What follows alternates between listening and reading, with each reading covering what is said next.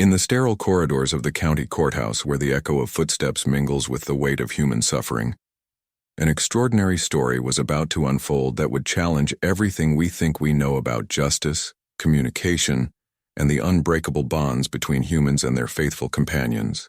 This is the remarkable true account of Arthur Henderson, a 72-year-old grandfather whose world had been forever changed by a devastating stroke, and Justice, his chocolate-colored Labrador whose intelligence and devotion would prove to be the key to unlocking a courtroom miracle that left even the most seasoned legal professionals speechless. Arthur Henderson had once been a man of words. For 38 years he had stood before countless students as a high school English teacher, his voice carrying the passion of Shakespeare's sonnets and the wisdom of Dickens's tales through classroom walls that seemed to expand with his enthusiasm. His gentle demeanor and patient explanations had guided thousands of young minds through the complexities of literature and language. But perhaps his greatest joy came not from the classroom, but from the afternoons spent with his beloved granddaughter, Emma, reading stories together on the old porch swing that had belonged to his late wife, Margaret. Emma's laughter would dance through the evening air as Arthur brought characters to life with different voices, his expressive face animated with the pure joy of sharing stories with someone who hung on his every word. The stroke came without warning on a cold February morning, striking like lightning through the breakfast routine that had been Arthur's comfort for decades. One moment he was reaching for his coffee cup, commenting to Emma about the morning news, and the next moment his world dissolved into a terrifying silence. The doctors would later explain that the cerebrovascular accident had damaged the language centers of his brain, leaving him with a condition called aphasia that robbed him of his ability to speak, to find the words that had once flowed from him like water from a spring. The man who had dedicated his life to the power of language found himself trapped in a prison of silence, his thoughts clear and sharp, but unable to escape through his voice. If you have ever witnessed the devastating impact of losing one's voice, you understand that this story touches the very core of human dignity and connection. The journey we are about to embark upon together will challenge your understanding of justice and reveal the extraordinary ways that love manifests in our darkest hours. If stories like this resonate with your heart, if you believe in the power of second chances and the unbreakable bonds between families, I invite you to subscribe to Lab of Love, where we explore the most profound connections between humans and the animals who change our lives forever. These are the stories that remind us why love, in all its forms, remains the most powerful force in our world. The Rehabilitation Center became Arthur's second home for months, where speech therapists worked tirelessly to help him reconnect the pathways between his thoughts and his voice. The frustration was overwhelming as he struggled with exercises that had once been as natural as breathing. Simple words like water or hello became mountainous challenges, and the man who had once recited entire poems from memory now found himself pointing at pictures like a child learning language for the first time. Emma would visit daily after school, her small hand holding his weathered one as she read to him the same stories he had once shared with her. Their roles now reversed in a way that broke his heart while simultaneously filling it with gratitude for her unwavering devotion. It was during one of these particularly difficult therapy sessions that Dr. Patricia Williams, a neuropsychologist specializing in stroke recovery, suggested that Arthur might benefit from the companionship of a psychiatric service dog.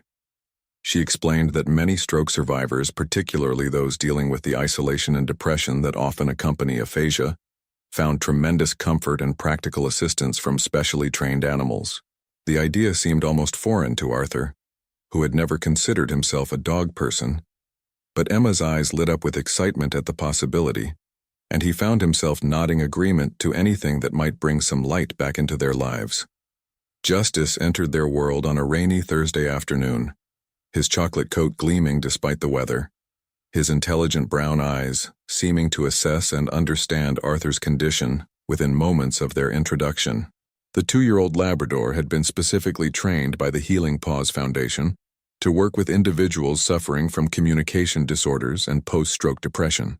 His training was extensive and remarkable, including the ability to detect changes in heart rate and breathing patterns that might indicate anxiety or panic attacks, to provide deep pressure therapy during moments of emotional distress, and to interrupt harmful behaviors such as social withdrawal or neglect of personal care. But perhaps most importantly, Justice had been trained to be a bridge between his handler and the outside world. serving as a focal point for communication when words failed. The bond between Arthur and Justice developed with surprising speed and depth. Within weeks, the dog had learned to interpret Arthur's facial expressions, hand gestures, and body language with an accuracy that amazed even his professional trainers. When Arthur felt frustrated by his inability to communicate, Justice would place his large head on his lap, providing the deep pressure therapy that helped regulate his breathing and heart rate.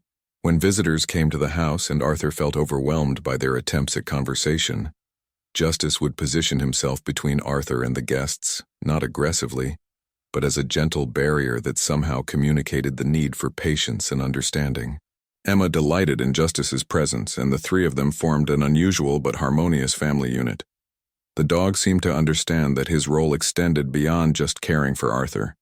He became a companion to Emma as well, walking with her to the school bus stop each morning and greeting her with enthusiastic tail wags each afternoon. For the first time since the stroke, their home began to feel like a place of healing rather than loss, filled with the gentle sounds of Justice's paws on hardwood floors and the soft huffs of contentment as he settled beside Arthur's chair each evening. But their peaceful existence was shattered when Arthur's son-in-law, Emma's father, decided to challenge Arthur's guardianship rights. David Mitchell had never been particularly close to Arthur, and the stroke seemed to provide him with the opportunity he had been waiting for to gain full control over Emma's custody arrangements.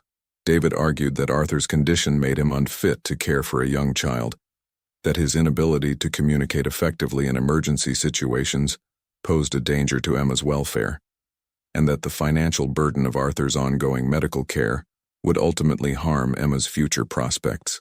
The legal papers arrived on a Tuesday morning, delivered by a stern-faced process server who seemed uncomfortable with the task of serving documents to a man who could only stare at him in confused silence. Emma found Arthur sitting at the kitchen table an hour later, the legal documents spread before him, tears streaming down his face as Justice pressed against his legs, sensing his distress. The papers outlined David's petition for full custody, citing Arthur's aphasia as evidence of incompetence and painting a picture of a household where a disabled elderly man posed risks to a vulnerable child. The cruelty of the legal language was breathtaking in its clinical detachment. Phrases like cognitive impairment, communication deficits, and inability to provide adequate supervision reduced Arthur's condition to a series of legal obstacles rather than acknowledging the profound love and care that had defined his relationship with Emma. The documents made no mention of the gentle way Arthur helped Emma with her homework each evening, guiding her hand as she wrote even though he could not speak the words of encouragement.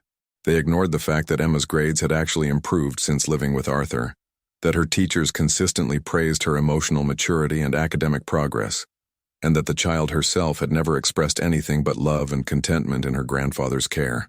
Arthur's attorney, Sarah Chen, was a compassionate woman in her 40s who specialized in disability rights and elder law. She understood immediately that this case would hinge not on Arthur's medical condition, but on demonstrating his continued capacity for love, care, and judgment, despite his inability to speak.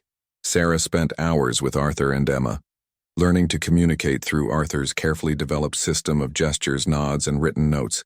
She was impressed by his mental clarity and emotional stability, recognizing that aphasia had affected his speech but left his intelligence and decision-making abilities completely intact. However, Sarah also understood that courtrooms could be intimidating environments even for people with full communication abilities, and she worried about how Arthur would handle the stress of testimony and cross-examination. She arranged for Justice to be officially recognized as Arthur's psychiatric service animal for the proceedings, ensuring that the dog would be allowed to accompany Arthur throughout the legal process. She explained to Arthur that David's attorney would likely try to rattle him, to demonstrate his communication difficulties as evidence of incompetence, and that staying calm and focused would be crucial to their success. The weeks leading up to the custody hearing were filled with tension and preparation. Arthur worked with Sarah to practice his testimony, learning to use a tablet device that could translate his typed responses into spoken words. Emma, despite her young age, seemed to understand the gravity of the situation, spending extra time each evening snuggled against Arthur's side as Justice lay across their feet, creating a protective barrier around their small family unit. The dog seemed to sense the approaching challenge, becoming more attentive to Arthur's emotional state and more protective of their home territory. On the morning of the hearing, Arthur woke before dawn, his heart already racing with anticipation and fear. Justice was immediately alert, his training kicking in as he detected the elevated stress hormones and rapid heartbeat that indicated his handler was entering a state of anxiety. The dog performed his morning routine of deep pressure therapy, lying across Arthur's legs for several minutes until his breathing returned to a more normal pattern. Emma helped Arthur choose his clothes, selecting the navy blue suit that had been his favorite for parent-teacher conferences, and carefully knotting his tie with the same precise movements she had learned by watching him prepare for important school events. The courthouse was an imposing building of gray stone and tall windows, its architecture designed to inspire respect for the law, but often succeeding only in intimidating those who entered seeking justice. Arthur walked slowly up the wide steps, Justice at his side wearing his official service dog vest while Emma held tightly to his free hand. The lobby echoed with the sounds of footsteps and muted conversations. Lawyers in expensive suits consulting with clients in hushed tones, families gathering for hearings that would determine their futures. Courtroom 3B was smaller than Arthur had expected, with dark wood paneling and fluorescent lighting that cast harsh shadows across the faces of everyone present. Judge Patricia Evans presided from her elevated bench, a woman in her early 60s with silver hair pulled back in a severe bun and reading glasses that she used to examine documents with meticulous attention to detail. She had a reputation for fairness, but also for intolerance of emotional outbursts or procedural irregularities. And her courtroom was known as a place where legal arguments succeeded or failed based on their merits rather than their dramatic appeal. David Mitchell sat at the plaintiff's table with his attorney, Robert Harrison, a man whose expensive suit and confident demeanor suggested considerable experience in custody disputes. Harrison had built his career on cases exactly like this one, situations where he could present seemingly objective medical evidence to support his client's position, while portraying the opposition as emotionally driven but legally weak. He glanced at Arthur with barely concealed satisfaction, clearly anticipating an easy victory over a man who could not even speak in his own defense.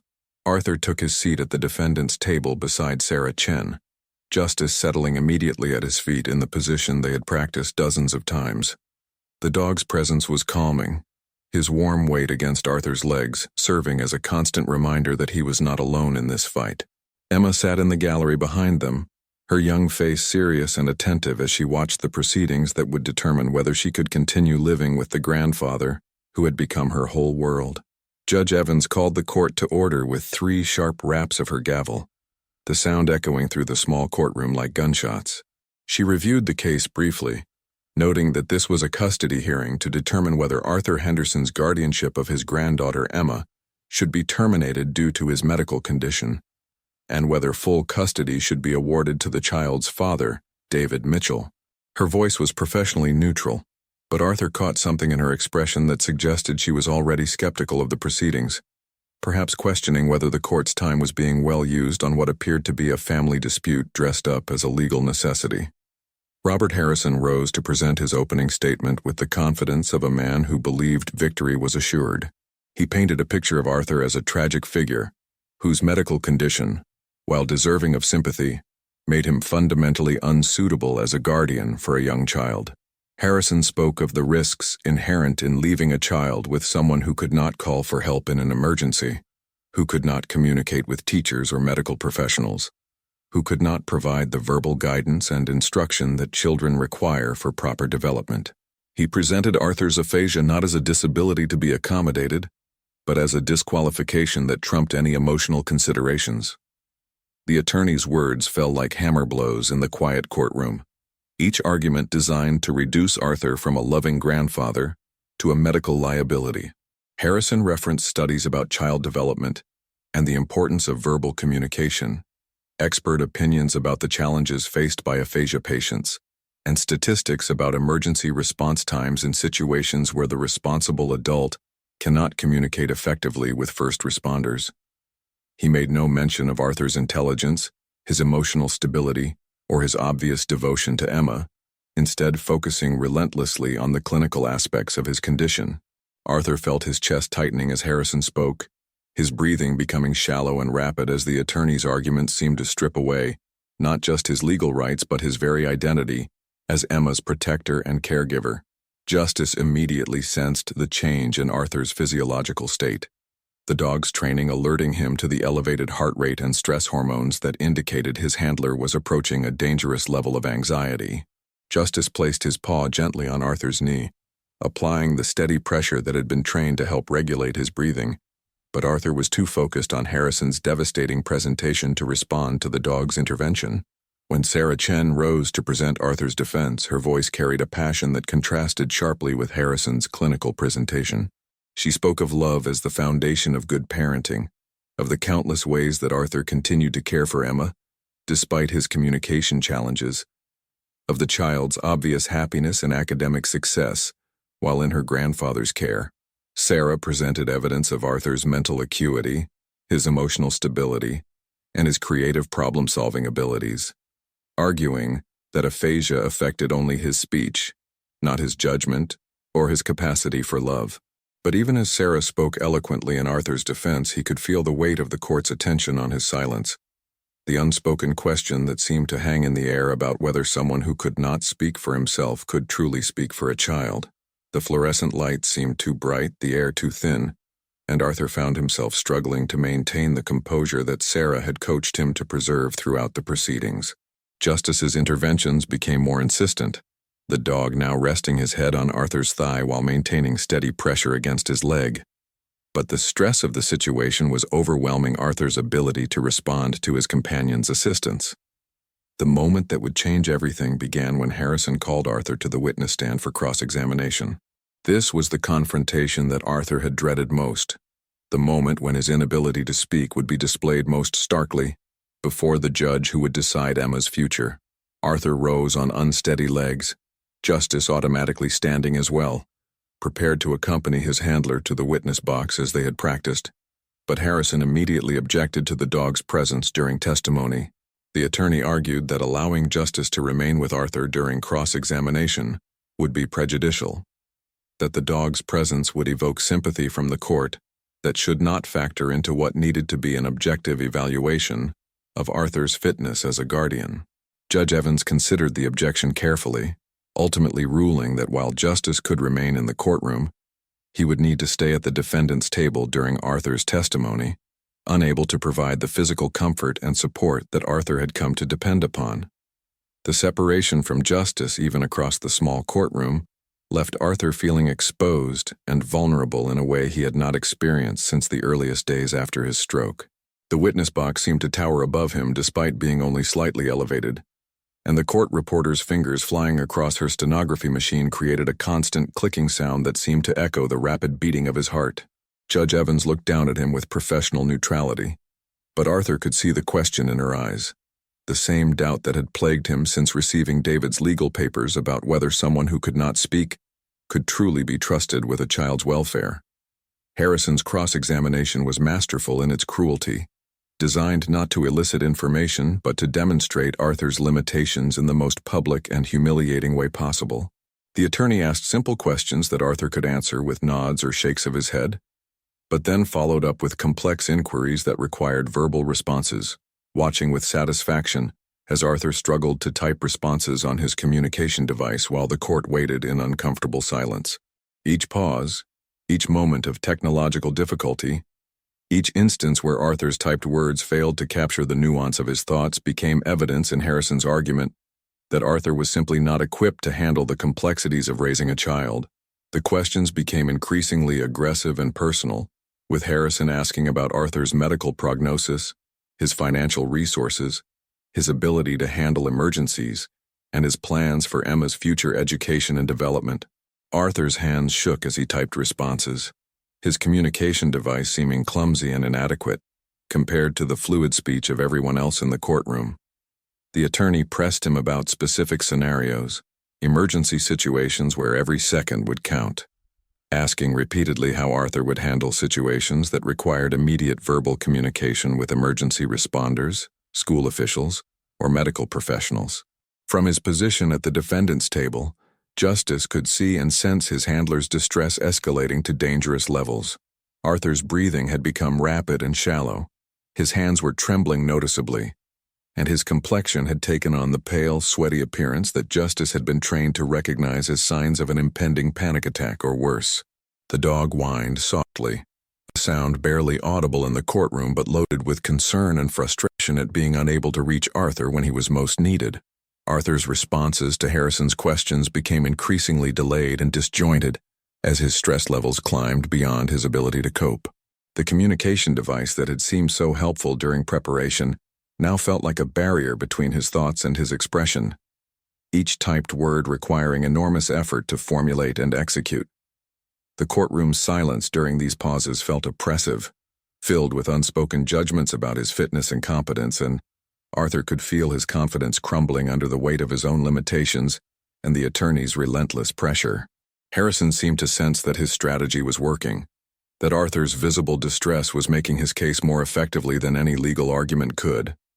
The attorney's questions became more rapid-fire, giving Arthur less time to formulate responses and creating an atmosphere of confusion and incompetence that played directly into his narrative about Arthur's unsuitability as a guardian.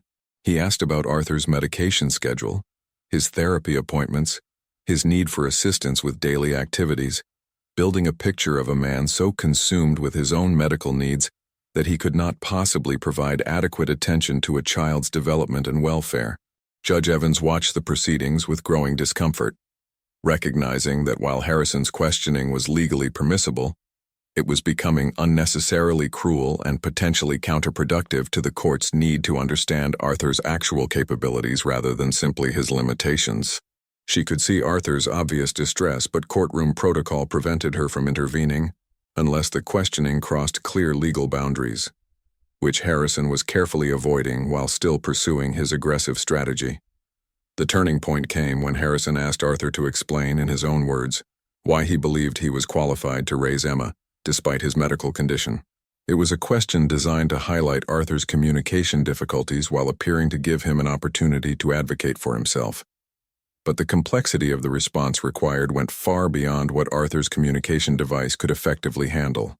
As Arthur struggled to type a response that would capture the depth of his love for Emma, the years of care he had provided, and his understanding of her needs and dreams, his breathing became more labored, and his hands began to shake visibly. Justice could no longer contain his alarm at Arthur's condition. The dog had been trained to recognize the signs of medical distress, and every instinct he possessed was screaming that his handler was approaching a crisis point that required immediate intervention. Justice began to pace behind the defendant's table, his movement creating a soft clicking of nails on the courtroom's hard floor. But even this subtle sound felt like a violation of the courtroom's formal atmosphere. Arthur's typed response to Harrison's question was fragmented and incomplete, his thoughts scattered by stress, and his ability to use the communication device compromised by his trembling hands. The words that appeared on the device's screen read like a broken telegram, rather than the eloquent expression of love and commitment that he felt in his heart. Harrison seized on the inadequate response as evidence of Arthur's inability to articulate complex thoughts or plans, suggesting that if he could not explain his qualifications to the court, how could he possibly guide and instruct a developing child? The attorney's final question was devastating in its simplicity and cruelty.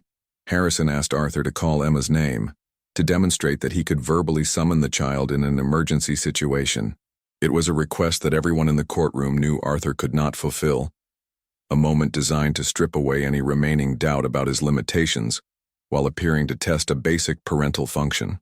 Arthur's mouth opened and closed silently, his face flushing with shame and frustration as he struggled to produce even the simplest sound, while Harrison watched with barely concealed satisfaction at the effectiveness of his demonstration. This was the moment when Justice made his decision, when the dog's training and instincts combined with his deep love for Arthur to produce an action that would be remembered by everyone present for the rest of their lives. Justice could see that Arthur was in genuine medical distress, that the stress of the situation had pushed him beyond his ability to cope, and that the normal interventions the dog had been trained to provide were impossible given their forced separation. The chocolate Labrador rose from his position behind the defendant's table, with a quiet dignity that seemed to command attention even before anyone realized what was happening. His movement was deliberate and purposeful, not the restless shifting of a bored animal, but the focused action of a professional working dog who had identified a critical situation requiring intervention. Justice stepped around the table and began walking toward the front of the courtroom, his pace measured and confident despite the unprecedented nature of his action. The courtroom's attention shifted gradually from Arthur's struggle at the witness stand to the dog walking steadily down the center aisle. Harrison stopped speaking mid-sentence, confused by the sudden change in atmosphere, while Judge Evans leaned forward in her chair, uncertain how to respond to a situation that was clearly outside normal courtroom protocol. Justice ignored the stares and whispered comments, his focus entirely on reaching the person he had identified as the key to helping his handler. When Justice reached the judge's bench, he paused for a moment as if considering his options, then rose up on his hind legs and placed his front paws on the high wooden barrier that separated Judge Evans from the rest of the courtroom. The action brought his chocolate brown eyes level with hers, and for several seconds dog and judge regarded each other in absolute silence, while the rest of the courtroom held its collective breath. What happened next would be described differently by every person present, but all would agree that Justice's expression conveyed something profound and unmistakable. The dog did not bark or whine or make any sound at all, but his eyes held an intelligence and urgency that seemed to communicate more clearly than words ever could. He looked directly at Judge Evans with an intensity that was both respectful and desperate, his entire being focused on conveying a message that transcended the barriers of species and language. In that extraordinary moment of connection, Justice seemed to be speaking for Arthur in a way that no human advocate could manage. The dog's silent plea carried all the love and devotion that had defined his relationship with Arthur, all the understanding he had gained about his handler's condition and capabilities, and all the urgency of his concern for Arthur's immediate medical state. It was a communication that bypassed legal arguments and medical diagnoses to address the fundamental question of the heart that lay at the center of the custody dispute. Judge Evans found herself looking into Justice's eyes and seeing not just an animal, but a witness whose testimony carried a weight that no expert opinion could match. The dog's presence at her bench was unprecedented and technically improper, but the message he conveyed was unmistakable in its clarity and power. Here was a being who lived with Arthur every day, who knew his strengths and limitations better than any medical professional, and who was willing to break every rule of courtroom conduct to advocate for his handler's welfare. The silence in the courtroom stretched for what felt like hours but was probably less than a minute, as everyone present tried to process what they were witnessing. Justice maintained his position at the judge's bench, his eyes never leaving Judge Evans's face, his entire being radiating the urgent need for understanding and intervention that had driven him to take such an unprecedented action. If you have ever witnessed a moment when the universe seems to pause and reveal a truth that transcends ordinary understanding, then you can imagine the profound impact of Justice's silent testimony on everyone present in that courtroom. The dog's actions spoke to something deeper than legal precedent or medical diagnosis, addressing the fundamental questions of love, loyalty, and what it truly means to care for another being. This is the kind of moment that reminds us why the stories we share matter, why the connections between hearts can overcome the barriers that divide us, and why sometimes the most powerful voices are those that speak without words. If this story is touching your heart the way it touched mine, if you believe in the power of love to overcome seemingly impossible obstacles, then please take a moment to like this video and share your own thoughts about Justice's remarkable intervention in the comments below. Your engagement helps these stories reach others who need to be reminded that miracles can happen in the most unexpected places, and that love, in all its forms, remains the most powerful force for change in our world. Judge Evans was the first to break the spell of the moment, her voice gentle but firm as she addressed the dog who had become an unlikely participant in her courtroom. She did not scold Justice for his breach of protocol, nor did she order him to be removed from the courtroom. Instead, she spoke to him as if he were a respected colleague who had raised an important point during deliberations, acknowledging his concern while maintaining the dignity of her judicial role. The judge's response to Justice's silent plea was to call an immediate recess, recognizing that the situation had moved beyond the boundaries of normal legal proceedings and required careful consideration. She could see Arthur's obvious distress, could understand the dog's urgent concern for his handler, and could recognize that the adversarial nature of the cross-examination had created a situation that was more about cruelty than justice. Judge Evans had presided over thousands of cases during her career, but she had never encountered a situation where an animal's advocacy had so clearly illuminated the human issues at the heart of a legal dispute. During the recess, Arthur was attended to by the court's medical personnel. His vital signs checked and his condition stabilized while Justice remained protectively at his side. The dog's earlier intervention seemed to have achieved its primary goal of drawing attention to Arthur's distress and securing the help he needed, but the impact of his actions extended far beyond the immediate medical concern. Emma was allowed to join her grandfather, and the three of them formed a small, tight circle of comfort and support while the legal professionals debated how to proceed. Sarah Chen used the break to argue that Justice's behavior demonstrated exactly the kind of support and advocacy that Arthur received in his daily life, that the dog's ability to recognize and respond to Arthur's needs was evidence of the comprehensive care network that surrounded Emma in her grandfather's home. She pointed out that Justice's intervention had been both appropriate and effective, that his actions had shown more awareness of Arthur's condition and more concern for his welfare than the legal proceedings had demonstrated up to that point. Harrison, meanwhile, argued that the incident proved his point about Arthur's limitations, suggesting that a man who required his dog to advocate for him in court could hardly be expected to advocate effectively for a child in the complexities of daily life. But his argument rang hollow in the face of what everyone had witnessed, the clear demonstration of Arthur's support network and the profound bond that existed between him, Emma, and Justice. When court reconvened, Judge Evans had clearly been affected by what she had witnessed. Her demeanor remained professional, but there was a new warmth in her voice when she addressed Arthur, and a subtle shift in her attention toward the relationship dynamics rather than just the medical facts. She asked to hear from Emma herself despite the child's young age, recognizing that the person most affected by the custody decision deserved to have her voice heard in the proceedings. Emma's testimony was brief but powerful, delivered in the clear, honest voice of a child who had not yet learned to shade the truth for adult comfort. She spoke about her life with Arthur, about the way he helped her with homework even though he couldn't speak the answers, about the stories they read together, and about how Justice had become not just Arthur's helper, but her friend and protector as well.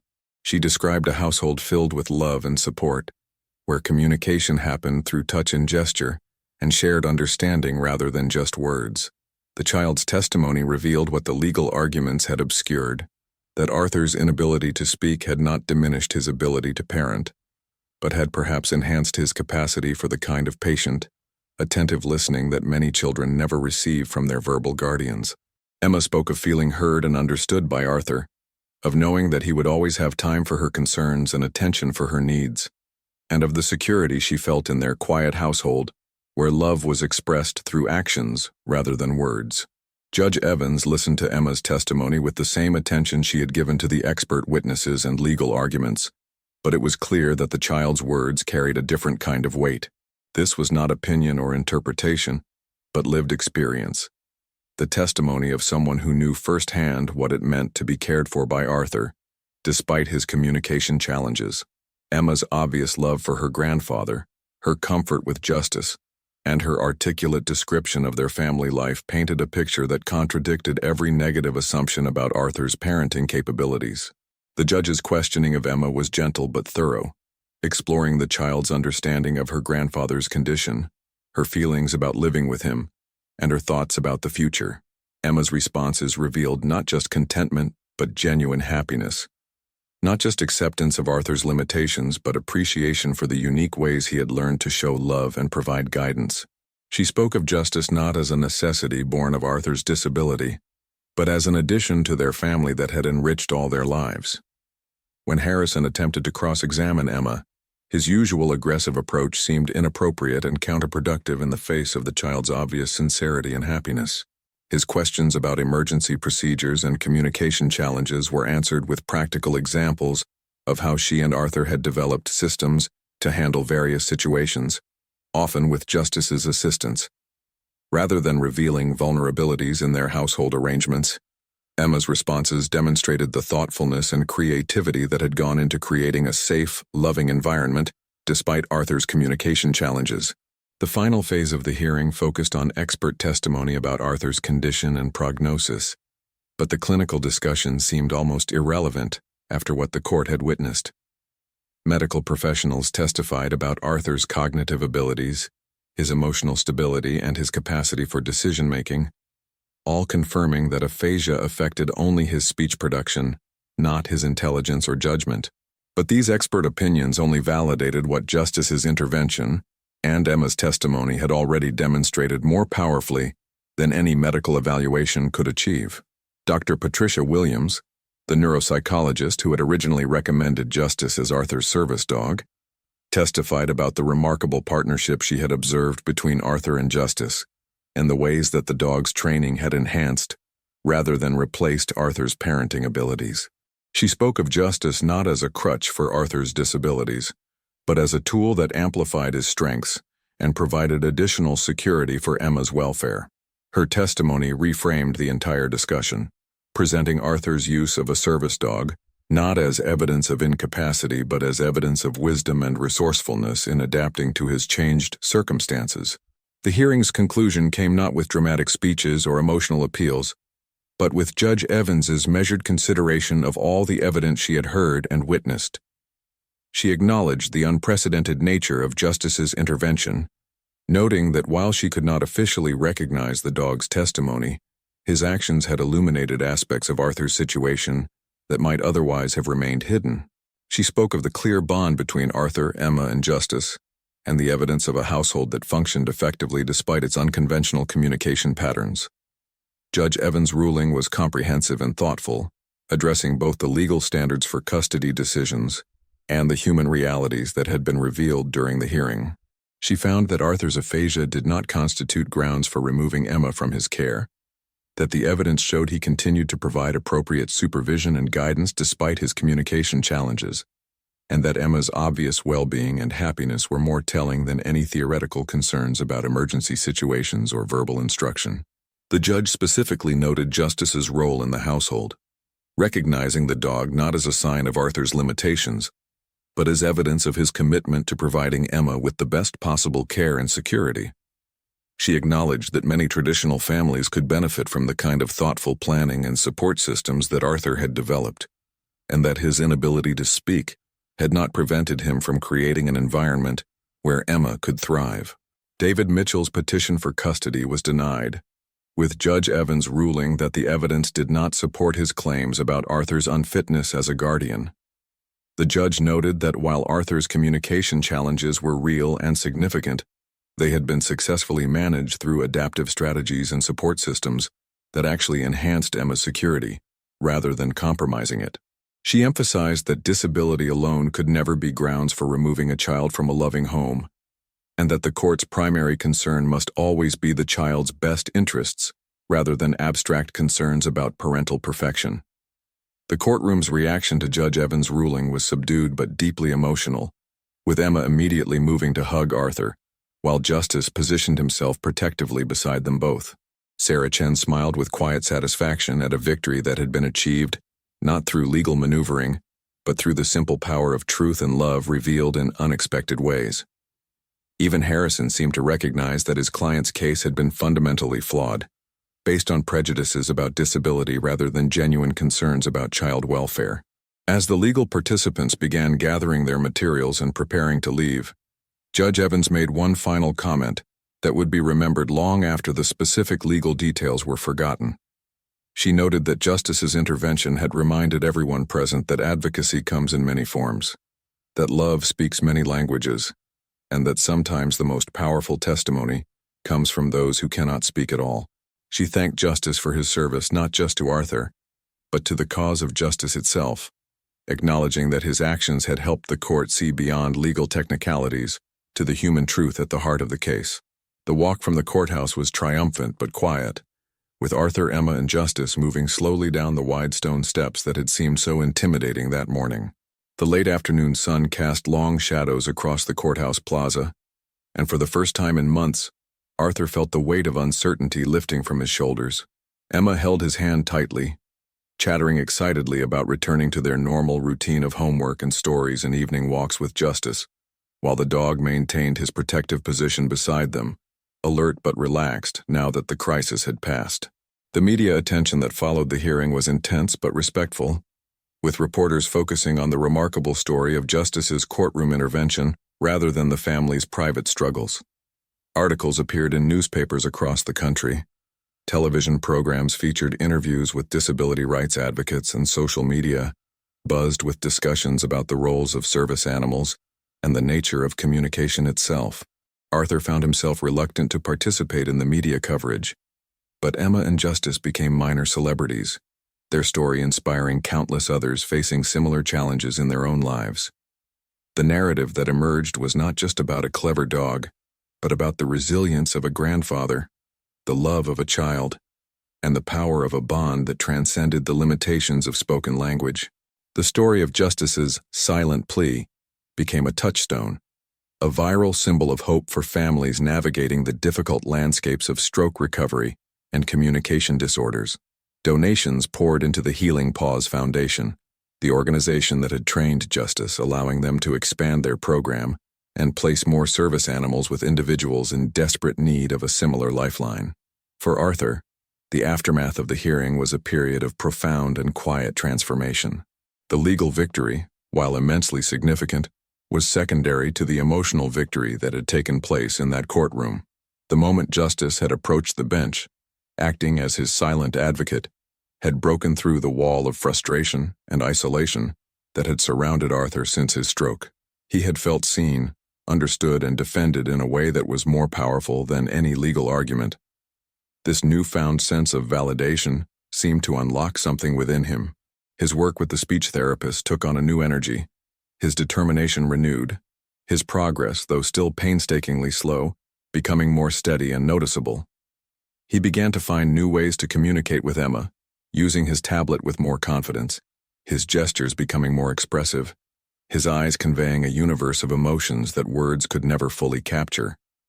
The most significant change, however, was in his relationship with the world outside his home. Before the hearing, he had shrunk from social interaction, ashamed of his inability to speak, tired of the pitying glances or the impatient frustration of those who did not understand aphasia. But now, inspired by Justice's fearless advocacy on his behalf, Arthur began to tentatively re-engage.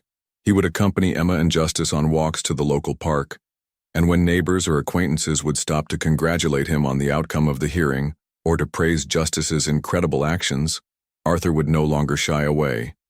He would meet their gaze, offer a warm, genuine smile, and use a gesture or a simple typed phrase on his tablet to express his gratitude. He was still a man of few words, but he was no longer a man of silence. Justice had not only given him a voice in the courtroom, he had given him back his voice in the world. The bond between Justice and the judge, Patricia Evans, also became an unexpected part of the story's legacy. Deeply moved by the incident, Judge Evans made it a point to learn more about the role of psychiatric service animals. She invited representatives from the Healing Paws Foundation to speak to her colleagues, initiated a review of courtroom protocols to be more accommodating for individuals with disabilities and their assistance animals, and even started volunteering at a local animal shelter on weekends. The seasoned, no-nonsense judge had been reminded by a chocolate Labrador that justice is not merely a function of law, but of empathy, understanding, and the willingness to listen to the voices that are often the hardest to hear. Months turned into a year. Emma continued to thrive under Arthur's care, her bond with her grandfather and Justice a source of constant joy and stability in her life. David Mitchell, her father, humbled by the outcome of the hearing and perhaps shamed by the public reaction to his aggressive legal tactics, eventually stepped back, his visits becoming less frequent and more subdued. The story was no longer about a legal battle, but about the quiet, powerful triumph of a family redefined by love and resilience. Arthur found a new purpose. He and Sarah Chen, his attorney, worked with Dr. Williams and the Healing Paws Foundation to create a small local support group for stroke survivors with aphasia and their families.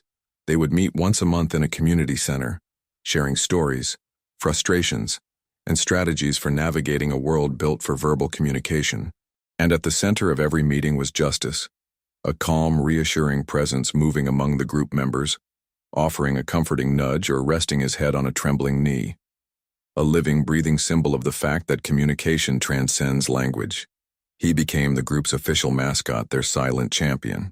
Arthur, using his tablet, became an eloquent advocate in his own right, sharing his experience and offering hope to others who felt trapped in the same prison of silence from which he had been liberated.